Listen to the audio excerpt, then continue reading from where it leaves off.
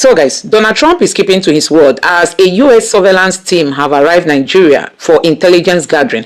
Like you can see this headline here says, U.S. conducts surveillance flights over Nigeria, report. It went further to say the United States has begun carrying out intelligence gathering surveillance flights over large areas of Nigeria since late November.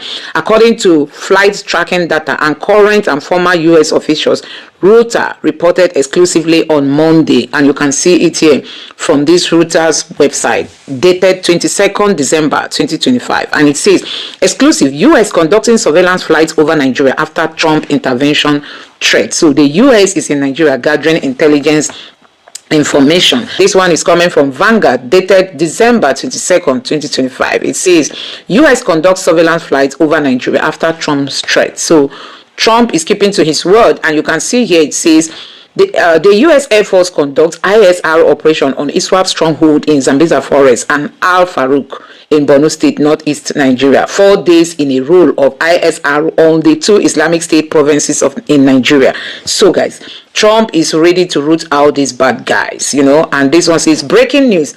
End of the year, Trump's presidential surprise for radical Islamic terrorists attacking Nigeria. Your days are numbered. The U.S. has begun intelligence gathering flights across Nigeria following Donald Trump's pledge to protect Christians from genocide. So the U.S. is really, really very serious with this, Recently, we've seen a whole lot of attacks, after Trump said he was coming to Nigeria. And many people now began to, people were now saying, oh, Donald Trump is no longer coming, that Trump said there won't be military action. And you could see some people on the Twitter space, they were happy that Donald Trump is not going to come, especially those of them from the north. They were really retweeting it. But now Donald Trump is very serious. I mean, terrorism must end in Nigeria. We have had enough of this. Let me show you how Nigerians are reacting to this. This person says, serious development. If Reuters is reporting this, it shows growing international concern over security dynamics in Nigeria. Surveillance doesn't happen without strategic reasons. The big question is why now and what next?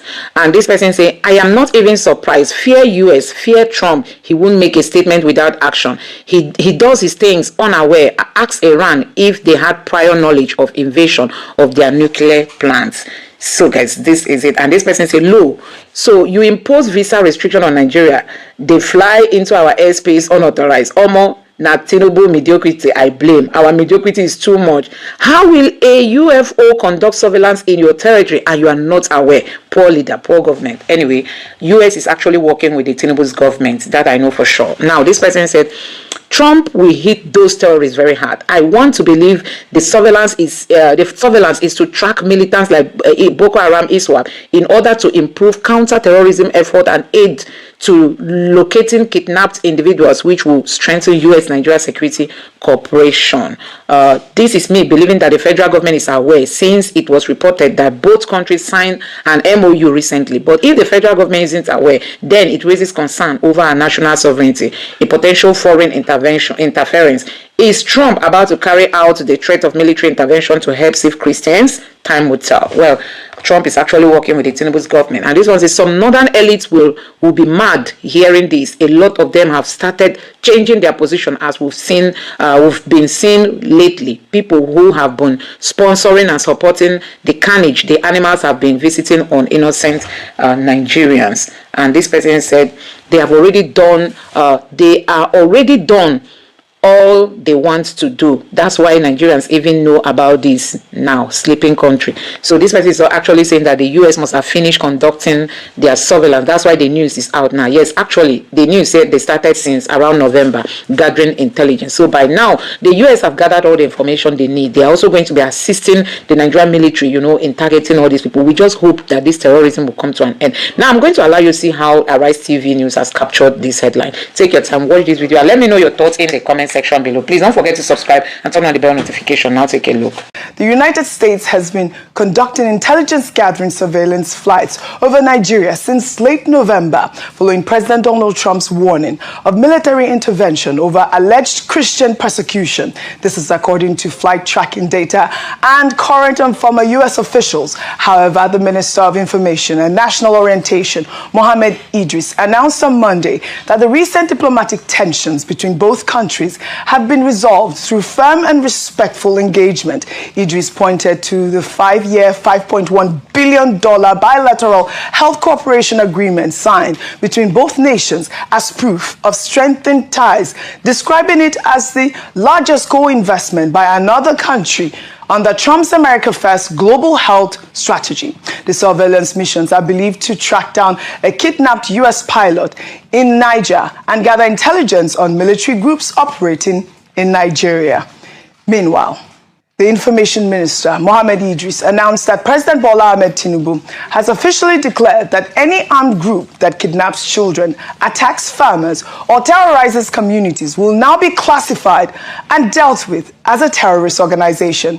Idris emphasized that the era of ambiguous nomenclature is over, stating, "If you terrorize our people, whether you are a group or an individual, you're a terrorist." Let's take a look. Henceforth, any armed group that kidnaps our children, that attacks our farmers, that terrorizes our communities is officially classified and will be dealt with as a terrorist organization, any individual or any group. This is the declaration that Mr. President has made. Now, the era of ambiguous nomenclature is over. If you terrorize our people, whether you are a group or you are an individual, you are a terrorist and you'll be classified as such. There is no any name hiding under this again.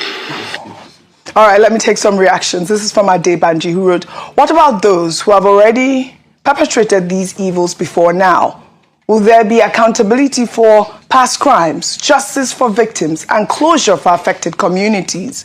Without addressing previous atrocities through arrests, persecutions, and restitution, such declarations risk sounding symbolic. True security reform must deal with both the future and the past, ensuring that no one escapes responsibility simply because their crimes happened earlier."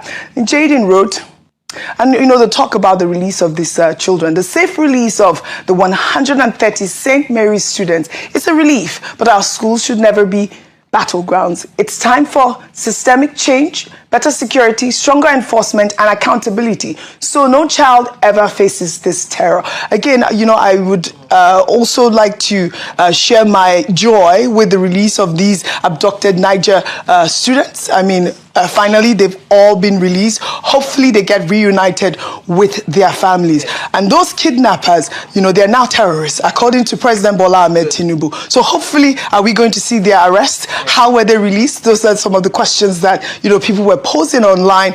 And I heard earlier that, when you guys spoke with our correspondent on ground, who said they have not really interacted with these children, which is quite worrisome as well. Okay, so let me start by saying, the first story around the coordination, there was more light given to this surveillance so that people are reassured that it is a coordinated response, a joint response by Nigeria and the United States of America. And part of this is that they launched a security operation aimed at dismantling these terrorist enclaves across the country. So it's a joint operation. It's not just the U.S. Invading our sovereignty, I could put it that way. And it's good to see this. Remember, and that's perhaps the back on which the Minister of Information spoke around there being a coordinated response and tensions being doused through diplomatic conversations. And now that Nigeria and America are working together, as opposed to the U.S. taking on its own role and just coming in to invade and do its own investigation. So that's good to see that. And I'm hoping that this new coordinated approach will see more successes in identifying the hideouts of these terrorists and actually fishing them out. Now, going on to the designation, it's beyond the nomenclature, because usually when we come to the table and we say banditry, kidnappers, we're like, let's call a spade a spade. It is terrorism. And now that it has been designated as such, it has far-reaching implications. Number one, it is now a direct declaration of war against these activities. Number two is that kidnappers, bandits will no longer be handled with kids' gloves. It means that now the penalty for this is the death penalty for crimes classed as terrorism. Number two is that it's not just the people themselves under the law that will now be apprehended.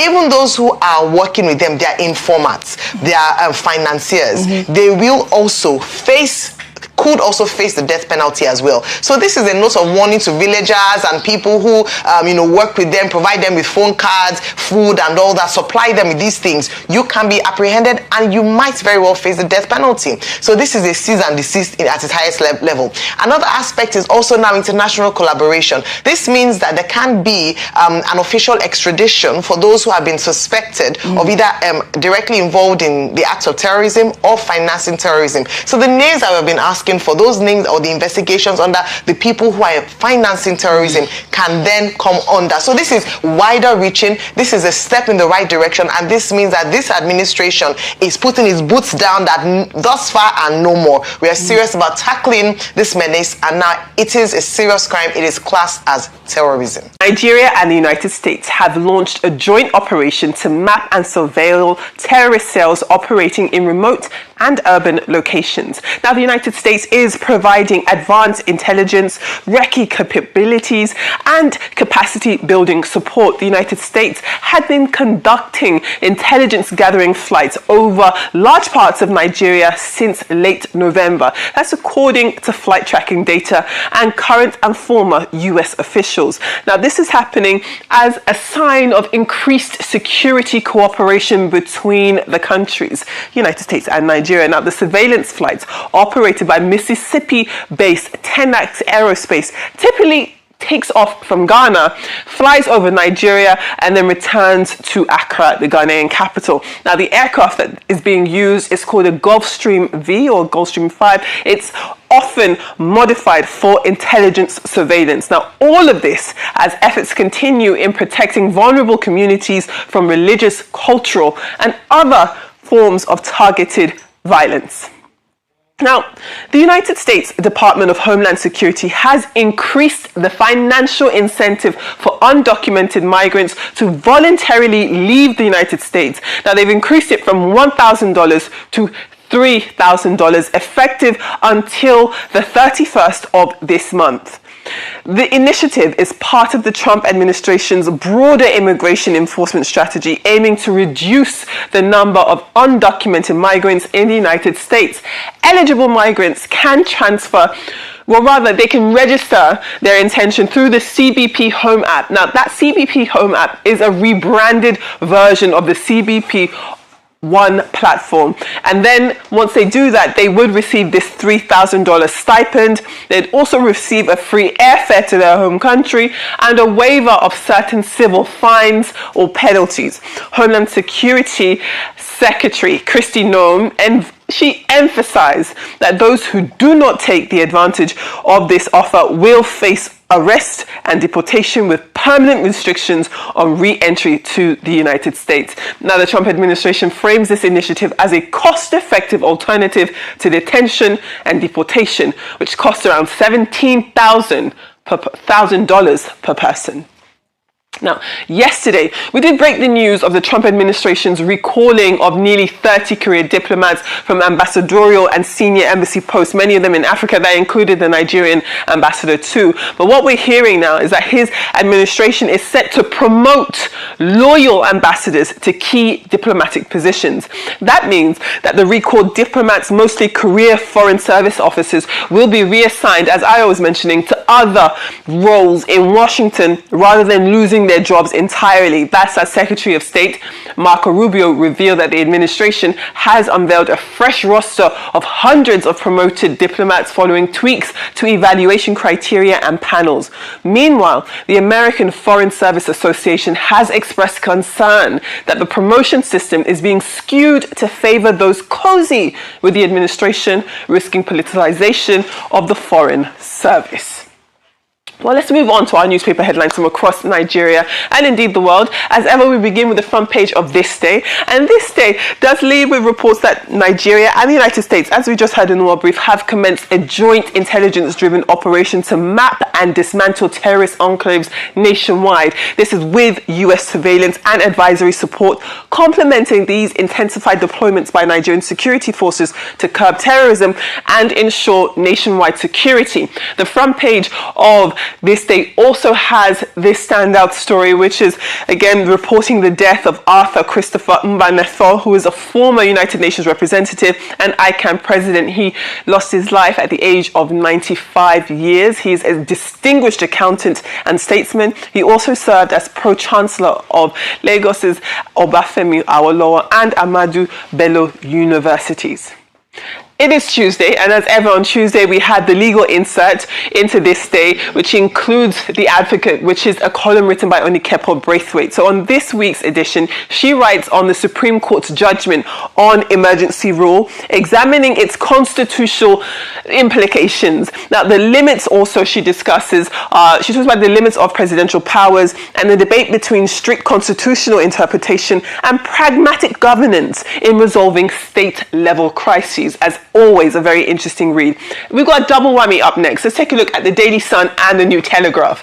So both of these papers are looking at the federal government declaring kidnapping and kidnappers, bandits as terrorists. Now, the federal government has also officially classified kidnappers, violent armed groups, as terrorists, vowing tougher action against attacks on communities, farmers and school children. Now, as we also saw on this day, the paper also, this is wonderful, this is the This Day insert here. This Day reports that Minister Mohammed Idris says kidnappers and bandits will face the death penalty under Nigerian law, with security agencies acting legally under the new counter-terrorism doctrine. So Nigeria really taking security seriously. And I know that we also talked about the United States and the Nigerian government joining forces when it comes to intelligence sharing and doing recce's and making sure that when it comes to these different terrorist hotspots and enclaves, there is sound information. And just to the point of us being able to rebuild our data apparatus, that is also a good thing. I think that This Day, and we'll get into it during the newspaper review, but I think This Day did a good job of really balancing out the story, because international media, how some outfits took the story, it was quite alarming to hear, the United States, for example, had been conducting secret or covert flights looking at Nigeria's sovereign airspace. And that can be quite concerning, but to be able to read This Day's write-up and say, actually, this is a joint force, that they've been working together, that we are seeing the fact that some of these flights that go from Ghana, they fly across Nigeria and then return to Ghana. I think that type of information is needed to calm nerves, especially when we are already in issues with the United States. This CPC designation still falling over our heads. We've had 2 delegations come to our country, and the thing about both of the delegations, that when they are in Nigeria, the rhetoric seems to be quite friendly, that they seem to, it feels as though we're on the same page, but when they go back to their country, sometimes the rhetoric just changes. When Riley Moore went back to America and he was doing interviews with Fox News, what he said while he was here was completely different. So I think that it keeps us on our toes, nevertheless. Excellent, thank you. Rufai, your take on these stories? Okay, I'll quickly pay tribute to Arthur Mbanefo of blessed memory. Great Nigerian, great statesman, professional, excellence at its peak, accountant per excellence, worked in Akitola Williams, and afterwards went to the public sector. You remember his work on the Rukife Committee on Crude Oil Sales in the 80s, that brought up a lot of revelations, but we all know what happened to that Rukife Committee report. I mean, it was just a lot of sound bites that came out of it. We still have those problems, pretty much. If you are taking Nigeria in the 80s and look at it today, the problems have not changed. It's just that the names of the people that are causing the problem have changed. Then he went ahead. They also served in government. I think Obasanjo brought him back, served in the UN. And I was also part of the state creation committee by Abacha. And he did a lot of work for Nigeria, and for God and for country. So may God continue to rest his soul. Moving on to the Daily Independent this morning. Meanwhile, we're seeing that the Dangote refinery is again getting involved. So what they're saying is, essentially what the refinery has done, they have launched a nationwide hotline for Nigerians to report any MRS filling station selling petrol above the approved 739 naira per litre. That is as part of efforts to enforce fair pricing and ensure transparency and curb artificial scarcity. So if you want the hotline number, you're going to have to take a look inside the papers there to see what is there for you. Now, looking at the Vanguard does report that ahead of AFCON's opener for Nigeria, the Super Eagles remain 38th in FIFA's men's world rankings with just 1,502 points. This is unchanged due to the absence of competitive matches. Morocco lead Africa as 11th globally, followed by Senegal at 19th and Algeria at 34. Egypt ranks 35th, just above Nigeria. Now, Nigeria takes on Tanzania this evening. Kickoff is at 6:30 p.m. I am looking forward to Nigeria opening its AFCON campaign. Let's move on to the Leadership newspaper today. Now, the Leadership reports that the federal government has defended the January 2026 implementation of new tax laws, stressing that any delay could harm the economy. It could raise costs for goods and services and overburden workers and small businesses, even as investigations into these alleged alterations to the law continue. Now, shall we take a look at some UK papers? Wonderful. Okay, so we've got the UK Guardian today. The UK Guardian reports, it does say that the Guardian tops, really, it starts with a plea from families and supporters of Palestine Action affiliated hunger strikers for justice. Now, Justice Secretary David Lammy is to meet with them in order for them to stop their hunger strike protests. And then finally, we've got the Financial Times, and the Financial Times does have this Binance story. So it does lead with this investigation into cryptocurrency exchange Binance, which found it allowed suspicious accounts to operate even after a 2023 US plea agreement. So Binance kind of teetering in trouble there again. So these are your newspaper headlines from Nigeria, United Kingdom, and then of course we've got our World Brief, which was quite US heavy today, wasn't it? Very, very US heavy. For me, it's the hypocrisy of Trump I can't understand. Yes. There's a lot of corruption going on in his administration. But you are busy fighting people, immigrants that are adding to the economy of America. How about you put them on the path to citizenship, like the Dreamer program that the Democrats will have? Because these immigrants add to the economy of any nation. Let's just go back in time. Maybe in the 1800s, when a certain man called Trump from Karlstadt came, that is your grandfather you called Donald Trump, because you're an immigrant too yourself. What if they chased them out back to Germany? Would you ever be the president of America? So this idea of giving them $3,000 to be able to get them out of their country is unfair. ICE is going to harass people. There have been protests all over America as regards what ICE is doing. People are not cool with it. No pun intended. Yes. And you continue all of this while there's wanton corruption in your administration. I'll give you some facts. Companies affiliated with his son has been noted to get heavy defense contracts. Today they are stifling the media. In fact, a Trump-leaning editor of CBS that is now bought by Trump's friends, the Ellisons now, had to pull out a story from CBS 60 Minutes. That glory icon of American media is fast being destroyed as we speak today. Your FBI director is even going against the national policy. And I'm talking about Kash Patel, saying that he wants an armored BMW, not the normal suburban Americans will drive. A level of wanton corruption everywhere. You release a heavily redacted Epstein file. Rather than focus on this, you are fighting people, keeping them away, pushing them away.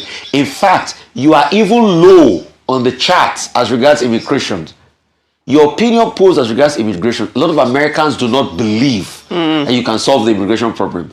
So your opinion polls are in the tatters. Your popularity rating is dead. Your core MAGA people like Marjorie Taylor Greene and the likes are leaving you. And this is what you're focusing on. All right. So the U.S. voluntary return home assistance is similar to what the UK has had in operation for a while. Yeah. So under the IOM, the UK also offers voluntary assistance to, in that case, is illegal migrants in the UK. So it's been happening for a very long time. It's just the playbook. And in fairness, to a very large extent, it has been successful in the UK, where people who would opt to present themselves, go home, and then you're documented. And it doesn't in all cases mean that you will be unable to return to the UK because you have, voluntarily left. And if that's the same in the US, and it's the same thing, they give you some money, they pay for your airfare. So there's a bit more dignity to it than being apprehended by, immigration officials and then sent home almost like a criminal. And so that's the argument for that. If you look at the UK's playbook, it's worked, and so it might work in the US. But I believe also would then be this attention on the home countries to fix their countries, because as I always say that many people would prefer to go home and live and prosper in their home countries. It is in some cases the unpalatable nature or the unconducive nature of these countries that has meant that people go abroad would rather live in very despicable circumstances than go home. And so this voluntary service, if you look at it in its spirit, is a good overture from the government. But it is the reluctance of the people themselves to want to return home because of what they will find at home. Don't forget that not all migrants are economic migrants. Some migrants are also fleeing uncomfortable situations. Yes. They are asylum seekers, because in the UK also asylum seekers whose applications have failed can also have access to this opportunity for voluntary return home. Just to put that there, because usually when we think of migrants, I always think of people just want to take opportunities, but there are some people who, as a matter of necessity, have had to flee their home countries, and so just to think about that too. Now, coming back to the Minister of Information, Mohammed Idris, talking about designating kidnappers. Remember, this was deliberated on in Senate, and the law was passed. So this changes the game. And I have consistently said that the Tinubu administration, through its policies, decisions, announcements, have demonstrated a willingness that we haven't seen in a while to fight against terrorism and insurgents. What this means, let me just say very quickly the implications of this. It means that now it's a maximum penalty, as you've seen, death penalty, not only for them, but also accessories to the crime. So financiers, people who supply them with information, informants, all these villagers who work with them should take note of this, because you also get to perhaps get the death penalty as that. Also, we can also have international collaboration where financiers of terrorism can be extradited back home to face the law. So this brings a different dimension and a more focused, and it's a declaration of war, let me just put it that way, on terrorism and banditry and kidnapping, and I think this is a step in the right direction. So guys, let me take you through some of the reactions coming from Nigeria. You've heard the latest news that Trump is not joking. Trump is actually coming to take out these bad guys. Enough of all this happening in Nigeria. We've really had enough of this mess. So Trump is coming, and he is ready to root out the terrorism that Nigeria is facing. And I'm just going to take you through some of the reactions coming from Nigerians. Many people were thinking that Trump was not going to keep to his words. But you can see that Trump is very serious with ending terrorism in Nigeria. There's no going back on this again. There's no going back. Now, I'm going to take you through the reactions coming from Nigerians as regards to this headline. Like this person here said, good news. So the much-awaited U.S. military intervention is here. Kudos to the persecuted northern Christians. Another person saying, good move. So it's really a welcome development. Somebody said the media never report this, not at all. How can you prove this, your claim? And this person said, is this true? Anyway, this is totally true. Now, another person here reacted saying, so US have been viewing and watching Nigeria like this, Tinubu, how market? And this person here said, this person said, wipe out the terrorists and their supporters, regardless of their religion. I say this on behalf of all well-meaning Nigerians who are sick and tired of the needless bloodletting of innocent souls. Honestly, we've got to end this terrorism. It has really taken a toll on Nigeria, and our politicians are playing politics with it. And this one say they are already done with all they wanted to do. That's why Nigeria even knows about this now. I mean, this is really true. that the US cannot come in. They cannot just be collecting intelligence now and be telling you they are collecting, that they must have finished. You know, the report says since November, so US must have finished what they are doing. They already have all the information they need. So if they want to strike now, they are striking with real precision. So this man says some northern elites will be mad hearing this. A lot of them have started changing their position, as we've seen lately. People who have been sponsoring and supporting the carnage the animals have been visiting on innocent. People who have been sponsoring and supporting the carnage the animals have been visiting on innocent souls. And this other person here, Trump will hit those terrorists very hard. I want to believe that the surveillance is to track militants like Boko Haram ISWAP in order to improve counter-terrorism efforts and aids in locating kidnapped individuals, and will strengthen the US-Nigeria security cooperation. This is me believing the federal government is aware, since it was reported that both countries signed an MOU recently. But if the federal government isn't aware, then it raises concern over our national sovereignty, potential foreign interference. Is Trump about to carry out this threat of military intervention to help save Christians? Time shall tell. So, and this other person here said, I hope they do this with our consent, because no matter what, we are still a sovereign nation whose integrity must be protected. Yes, I think they are working with the Nigerian government. I'm very sure of that. And this one says, eliminate all the terrorists in Nigeria and their sponsors. Nigeria shall be great. And this other person is a person feed the blow Banga this 25th December, make them think say na terrorists, and drop bomb on top of his head. I beg you. So you better don't go and be drawing Banga. This one is a low. So you impose visa restriction on Nigeria. They fly into our airspace unauthorized. Omo, na Tinubu mediocrity I blame. Our mediocrity is too much. How will you a UFO conduct surveillance in your territory and you are not aware? Poor leaders, poor government. Anyway, I'm sure that US is working in line with hand in hand with the Tinubu's government. And this one says Trump will definitely hit the terrorists, and he will hit multiple targets at the same time. This person says, I'm not even surprised. Fear US, fear Trump. He won't make a statement without action. He do his things unaware. I'll ask Iran if they had prior knowledge of invasion of their nuclear plant, and this other person says, great development. The terrorists won't know what hit them soon. Finally, some real help against Boko Haram and ISWAP. Hope this leads to rescuing that kidnapped pilot too. But I beg you, make una no mistake my Christmas rice cooking for terrorist activity. They are just here to gather intelligence, not even to strike. Finally, some risk. Okay, I've read that. Somebody says serious development. If Reuters is reporting this, it shows growing international concern over security dynamics in Nigerian surveillance. Surveillance does not happen without strategic reason. The big question is why now and what comes next. And this means I beg, make them do the surveillance sharp. I beg. I won't hear bomb this Christmas for Bush. I want to hear that all the terrorists are dead. And this means learn to play the image game. You are all kidding acts by posting Trump when it involves America. Don't give them that respect. Post Disney Channel characters or something else. Can you imagine?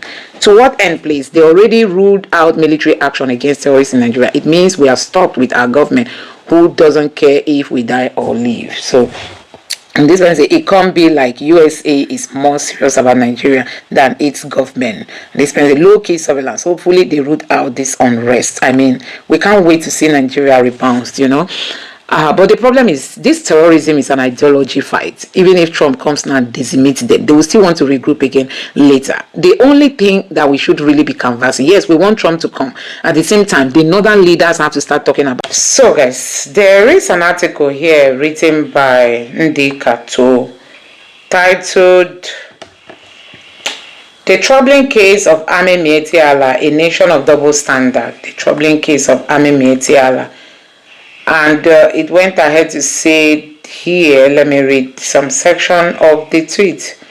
This is actually an article, nnamdi wrote a piece on the Daily Times. And she's talking about how in some and the rest of them, the government equips them, fund them, and all that, give them weapons, vehicles, and all that. But when it comes to the middle belt, there's nothing like that. And they don't want to form any. And then when you go to like southern Kaduna area, you don't have anything. But you have it in Yobe, you have it in Adamawa, you have it in Borno, I think they said recently too in Castina, the government armed some vigilantes. But when it comes to the middle belt, they are just left to die. I mean, they are just left to die. That's just what we are seeing. You see the latest attack. These men came from the mountain. The place they buy those people from and where they are living are very close. These are foreigners coming to Plateau State, take over their land, living there. Then at will, they'll come and shoot them to death and still go back to their place and nothing happens. So Nnamdi Kato is talking about double standard, a nation of double standard. That's Nigeria, a nation of double standard when it comes to the fight against insecurity. Some parts of the country are being protected while others are left to die. We don't know what the plans of these people are, you know. Gradually, you are now seeing that the Islamization is real. I mean, it's really real. Now, let me read this article. It says, in December 2025, an armed members of Mieti Allah Cattle Breeder Association were arrested by soldiers in Felodun local government area of Kwara State carrying AK-47 rifles. While patrolling in a security vehicle, the Kwara State government subsequently confirmed that these men were part of a federal security operation coordinated through the Office of the National Security Advisor, Malam Nuhu Ribadu. This revelation has ignited fierce controversy across Nigeria, exposing a dangerous double standard in how the government addresses security across different regions.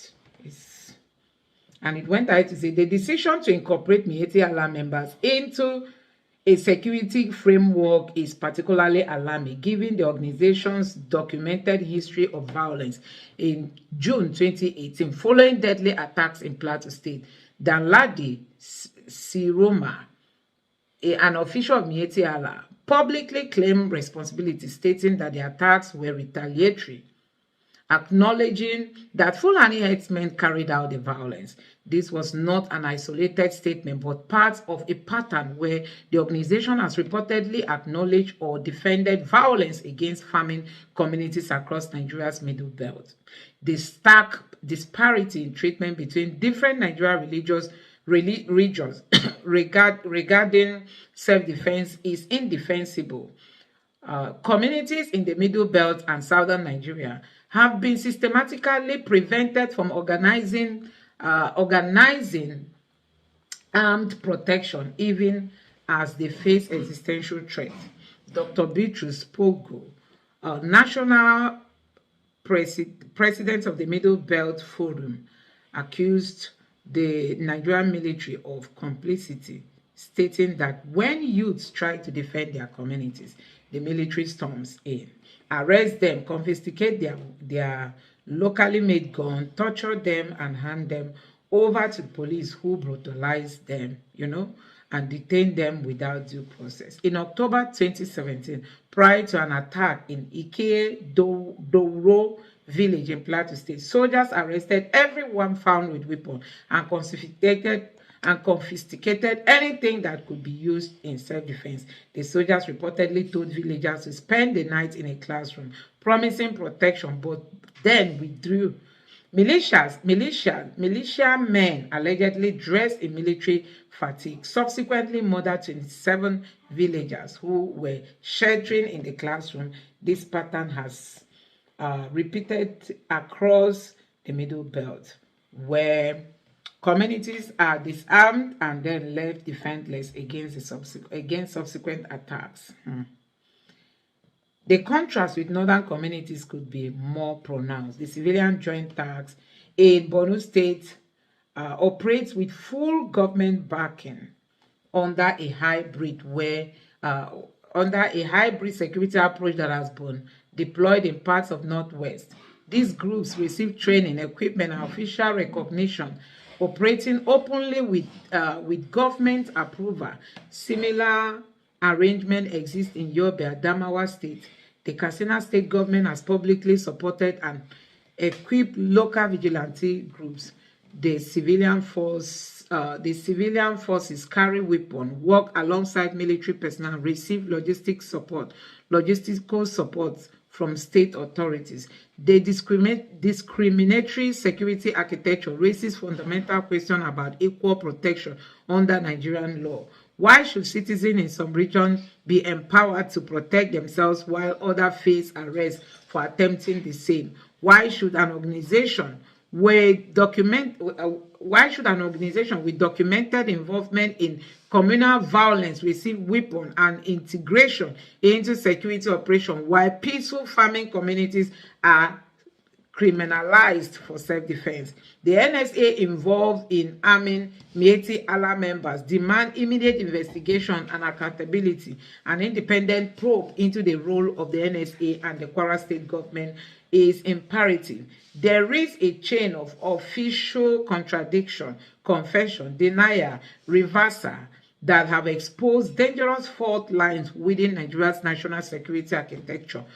Providing weapons and institutional support to a group associated with attacks against Nigerian citizens represents a fundamental betrayal of the government's constitutional duty to protect all citizens equally. And they went ahead to say this policy undermines national cohesion, validates violence, and sends a dangerous message that some Nigerian lives are expendable. It erodes trust in government institutions and deepens the ethnic and religious division that terrorists and criminals exploit. When security agencies disarm vulnerable communities while empowering groups linked to violence, they become complicit in the bloodshed that flows. I think this article is really top notch, and I think it's a very long piece which the Nigerian government should really look into, because guess what, she has really poured out her mind and you can easily relate to what she is saying. So guys, I don't know what you make of this, but I think this makes a lot of sense, for me. And I'm just tagging people like Bayo Nonoga, Rufai Hussaini, and just tag some people to see this post and also read it, just for them to know that what this lady has put together makes some level of meaning,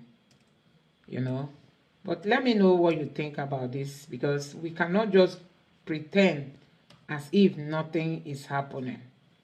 Something is actually happening in Nigeria, which we cannot just pretend to think nothing is happening. I think this piece makes a lot of sense. The hypocrisy in the system is alarming, and we all should condemn it. But let me know what you think about this in the comment section below. Please don't forget to subscribe to the channel and turn on the bell notification. Thank you.